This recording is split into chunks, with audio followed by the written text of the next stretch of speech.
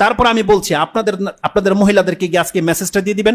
মুসলিমে রয়েছে, রাসূল সাল্লাল্লাহু আলাইহি ওয়াসাল্লাম বলেছেন প্রত্যেকটা প্লেট, প্রত্যেকটা গ্লাস, প্রত্যেকটা পাত্র যা আপনি ব্যবহার করেন, হাত্তা চামচ যেটা, যা কিছু আছে যেটা আপনি ব্যবহার করেন, লবণের বাটি পর্যন্ত, সেটাকে উপর করে রাখবেন। খালিটা হলে উপর করে রাখবেন, আর না হয় যদি কিছু থেকে থাকে সেটাকে ঢেকে রাখতে হবে। রাসূলুল্লাহ বলছেন একটা কাঠির টুকরাও যদি হয় আপনাকে ওটা উপরে দিয়ে রাখতে হবে। কেন?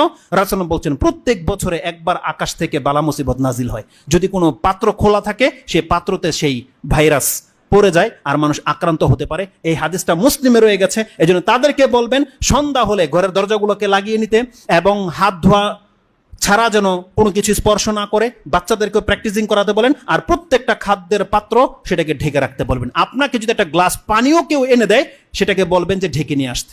এটা রাসূল সাল্লামের সুন্নাহ এবং বলেছে এ থেকে আপনি ইফেক্টেড থেকে বেঁচে যেতে পারবেন। রাসূল সাল্লাম বলছেন তুমি যখন ওযু করবে তুমি বেশি করে পানি টেনে খুব জোরে নাক ঝাড়ো।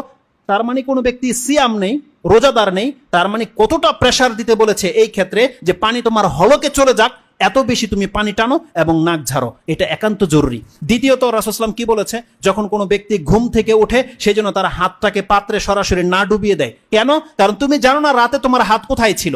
তার মানে আমাদেরকে কি না জানানো হয়েছে আপনি বলেন। এইভাবে বহু কিছু দিক নির্দেশনা রয়েছে। যেহেতু সময় চলে গেছে, কিন্তু আমার খুব একান্ত ইচ্ছা ছিল যে কিছু গুরুত্বপূর্ণ কথা থেকেই গেল, এটা হয়তো যদি কোনো ব্যক্তি প্রশ্নের মাধ্যমে জানতে চায় সেটা বলে দেব, অথবা আজকের বিষয়টা ইনশাল্লাহ বাসায় যদি আমি পারি রেকর্ড করে আমি নেটে দিয়ে দিব, যাদের প্রয়োজন দেখে নিতে পারবেন। আল্লাহ যেন আমাদেরকে বোঝার এবং সে অনুযায়ী আমল করার তৌফিক দান করে এবং এই সমস্ত বিভ্রান্তিকর বিষয় থেকে আল্লাহ যেন আমাদেরকে বাঁচার তৌফিক দান করে, আমাদেরকে যেন আল্লাহ সুবহানাহু ওয়া তাআলা দ্রুত তওবা করে তার মুখে হওয়ার তৌফিক দান করে, এবং যেই কোনো মুসিবত আমাদের জীবনে আসুক না কেন আল্লাহ যেন আমাদের জন্য তাতে কল্যাণী রাখে, আমাদেরকে যেন আল্লাহ কাফেরদের মতো বিচার না করে, আমাদেরকে যেন আল্লাহ সুবহানাহু ওয়া তাআলা পাপ মুক্ত করে এবং আমাদেরকে যেন পরকালমুখী হওয়ার তৌফিক দান